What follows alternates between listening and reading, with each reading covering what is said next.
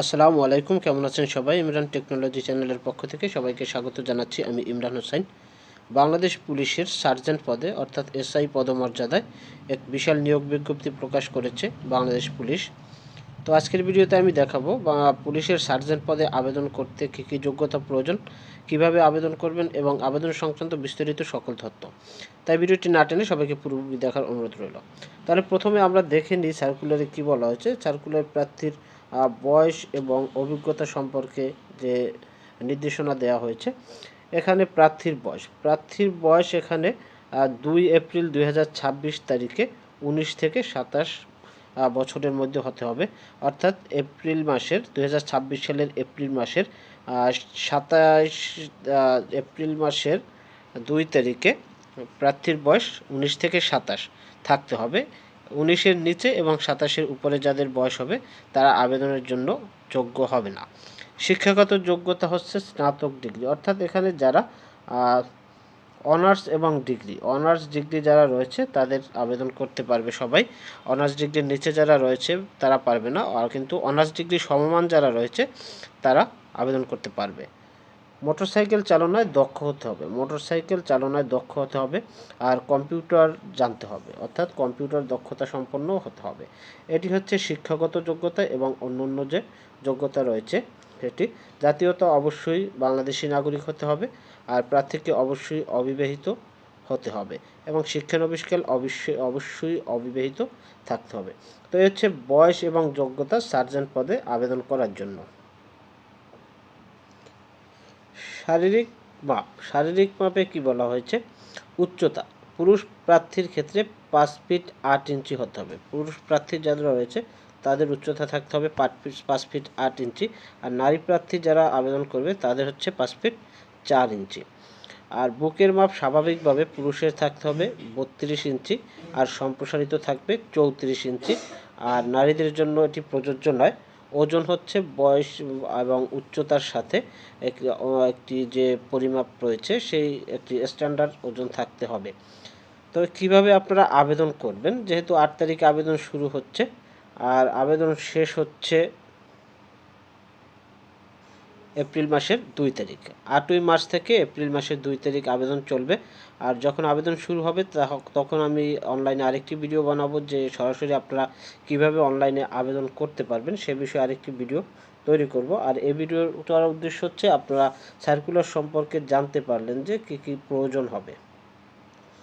তো শারীরিক মাপ এবং কাগজপত্র যাচাইকরণের জন্য আপনার কি কি থাকতে হবে সেটি আমরা দেখে নিই। যে অর্থাৎ যেদিন আপনারা মাঠে যাবেন সেদিন আপনাদের কি কি কাগজপত্র নিতে হবে এ সংক্রান্ত তথ্য আপনারা পুলিশের যে ওয়েবসাইট রয়েছে সেই ওয়েবসাইটে পেয়ে যাবেন। তো এখানে যে তথ্যগুলো আপনার জানতে হবে, অ্যাডমিট কার্ড হচ্ছে 2 কপি নিতে হবে। আপনি আবেদন করার পরে একটি SMS পাবেন অ্যাডমিট কার্ড ডাউনলোডের, সেখান থেকে আপনি অ্যাডমিট কার্ডটা 2 কপি প্রিন্ট করে নেবেন। শিক্ষাগত যোগ্যতা আর সনদপত্র বা সাময়িক সনদপত্রের মূল কপি আপনার সাথে নিতে হবে। তারপর সর্বশেষ শিক্ষা প্রতিষ্ঠান কর্তৃক একটি চারিত্রিক সনদ, অর্থাৎ আপনি যে প্রতিষ্ঠান থেকে স্নাতক ডিগ্রি অর্জন করেছেন সেই প্রতিষ্ঠান থেকে প্রতিষ্ঠান প্রদান কর্তৃক একটি চারিত্রিক সনদ, সেই চারিত্রিক সনদটি আপনাকে নিতে হবে। তারপর হচ্ছে যে জেলার বাসিন্দা সেই জেলার, যদি পৌরসভা হন পৌরসভা, ইউনিয়ন পরিষদ হলে ইউনিয়ন পরিষদ, ওই এলাকার চেয়ারম্যান কর্তৃক একটি নাগরিক সনদ নিতে হবে। তারপর অনলাইন থেকে ডাউনলোডকৃত ইন্ডেমনিটি ঘোষণাপত্র, অর্থাৎ অভিভাবকের সম্মতিপত্র, এই অভিভাবকের সম্মতিপত্র নিতে হবে। প্রার্থীর জাতীয় পরিচয়পত্রের মূল কপি এটি নিতে হবে। সরকারি গেজেটেড কর্মকর্তা কর্তৃক সত্যায়িত 3 কপি সদ্য তোলা পাসপোর্ট সাইজের ছবি নিতে হবে। আর মুক্তিযোদ্ধা শহীদ মুক্তিযোদ্ধা সন্তানদের ক্ষেত্রে এর যে লাল বইয়ের ফটোকপি অনুলিপি এগুলো নিতে হবে। ক্ষুদ্র নিগোষ্ঠী হলে প্রমাণপত্র নিতে হবে। তো এই হচ্ছে আপনার কাগজপত্র। এছাড়াও আপনার যে ড্রাইভিং লাইসেন্স, তারপর কম্পিউটার সার্টিফিকেটের ক্ষেত্রে আপনার MS অফিস, ওয়েব ব্রাউজিং এবং ট্রাভেল শুটিং, এই যে 3টা অপশন রয়েছে এর ভিতরে আপনার একটি সার্টিফিকেট নিতে হবে। 3 সপ্তাহ মেয়াদী কম্পিউটার প্রশিক্ষণ সনদের মূল কপি নিতে হবে। মোটর ড্রাইভিং লাইসেন্স নিতে হবে। আর সরকারি বা আধা সরকারি স্বায়ত্ত চাকরি প্রার্থীদের ক্ষেত্রে অবশ্যই যথাযথ কর্তৃপক্ষের অনুমতিপত্র নিতে হবে। এটি হচ্ছে আপনার কাগজপত্র প্রয়োজন হবে, এগুলো আপনারা অবশ্যই আগে সংগ্রহ করে রাখবেন। এরপর হচ্ছে পরীক্ষা পদ্ধতি, লিখিত পরীক্ষা ও মনস্তত্ত্ব পরীক্ষা। এখানে পরীক্ষা পদ্ধতিতে আপনার ইংরেজি, বাংলা এবং রচনা বা ইংরেজি এবং বাংলা রচনা ও কম্পোজিশন এর মার্ক থাকবে 100 মার্ক, এটি হচ্ছে 3 ঘন্টা। এরপর হচ্ছে সাধারণ জ্ঞান এবং গণিত, এটি 3 ঘন্টা 100 মার্কের। আর মনস্তত্ত্ব মানে মানসিক দক্ষতা, এটা হচ্ছে 50 মার্কের, এটি হচ্ছে 1 ঘন্টা। তো এই হচ্ছে আপনার পরীক্ষা পদ্ধতি এবং পরীক্ষার মার্কের যে পদ্ধতি, মার্ক বন্টন বা মান বন্টন, এটি দেখিয়ে দিলাম। এরপর হচ্ছে কম্পিউটার দক্ষতা পরীক্ষা। কম্পিউটার দক্ষতার উপরে আপনার পরীক্ষা নেওয়া হবে। লিখিত মনস্তত্ত্ব পরীক্ষার উত্তীর্ণ প্রার্থীদের নির্ধারিত পরীক্ষা কেন্দ্রে তারিখ ও সময় অনুযায়ী পরীক্ষা মানে কম্পিউটার পরীক্ষার দক্ষতা, ওয়েব ব্রাউজিং, ট্রাভেল শুটিংয়ে অংশগ্রহণ করতে হবে। অর্থাৎ আপনি এই যে লিখিত পরীক্ষায় পাশ করার পরেও আপনাকে কম্পিউটার পরীক্ষায় অংশগ্রহণ করতে হবে। এরপর বুদ্ধিমত্তা ও মৌখিক পরীক্ষা। এরপর হচ্ছে আপনার লিখিত পরীক্ষার পরে আপনাকে আরেকটি অ্যাডমিট কার্ড ডাউনলোড করতে হবে ভাইবার জন্য, সেটি দিয়ে অংশগ্রহণ করতে হবে আর বুদ্ধিমত্তা ও মৌখিক পরীক্ষায়।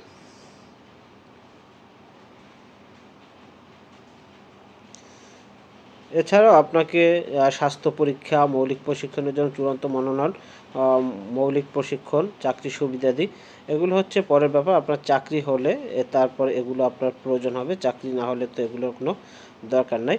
তো এই হচ্ছে মোটামুটি সার্কুলার আপনাদের সামনে তুলে ধরা হলো। এখন আমরা আবেদন পদ্ধতিটা দেখে নিই। আপাতত একটু আবেদন পদ্ধতিটা আমরা দেখে নিব। আর আবেদন করার জন্য আমাদের police.teletalk.com.bd এই যে ওয়েবসাইট রয়েছে, police.teletalk.com.bd এই ওয়েবসাইটে প্রবেশ করতে হবে। প্রবেশ করলে একটি অ্যাপ্লিকেশন ফর্ম পাবে, সেই অ্যাপ্লিকেশন ফর্মে আপনার ব্যক্তিগত তথ্য, শিক্ষাগত যোগ্যতার তথ্য, এগুলো দিয়ে মোবাইল নাম্বার এগুলো দিয়ে সাবমিট করতে হবে। তারপর হচ্ছে আপনাকে আবেদন করার পূর্বে অবশ্যই 300 পিক্সেল বাই 300 পিক্সেলের একটি ছবি এবং 300 পিক্সেল বাই 80 পিক্সেলের একটি সিগনেচার স্ক্যান করে নিতে হবে। এটি আপলোড করে সাবমিট করতে হবে। সাবমিট করার পর আপনাকে একটি ইউজার আইডি দেওয়া হবে। সেই ইউজার আইডি ব্যবহার করে 48 টাকার টেলিটক সিমের মাধ্যমে আপনাকে পেমেন্ট করতে হবে। তো পেমেন্ট করার জন্য আপনাকে এসিআর লিখে, ইউজার আইডি লিখে 16222-তে সেন্ড করতে হবে। তারপর আপনাকে একটি ইউজার মেসেজ দেবে, যে মেসেজটিতে আপনার পিন নম্বর থাকবে, সেটি দিয়ে আবার এসিআর স্পেস দিয়ে পিন নম্বর দিয়ে আবার 16222-তে সেন্ড করতে হবে। তাহলে আপনার টেলিটক থেকে 48 টাকা কেটে নেবে এবং আপনার আবেদনটি সফলভাবে গৃহীত। তো এই হচ্ছে সার্জেন্ট নিয়োগের বিস্তারিত। 5000 পদে নিয়োগ দেওয়া হবে। তাই ভিডিওটি ভালো লাগলে অবশ্যই লাইক, কমেন্ট, শেয়ার করে রাখবেন। আর 8 তারিখ যেহেতু আবেদন শুরু হবে, 8 তারিখে আমি আরেকটি ভিডিও তৈরি করব, যে ভিডিওটি দেখলে আপনারা নিজেরাই আবেদন প্রক্রিয়া সম্পন্ন করতে পারবেন। সবাইকে ধন্যবাদ জানিয়ে শেষ করছি। সবাই ভালো থাকবেন। আল্লাহ হাফেজ।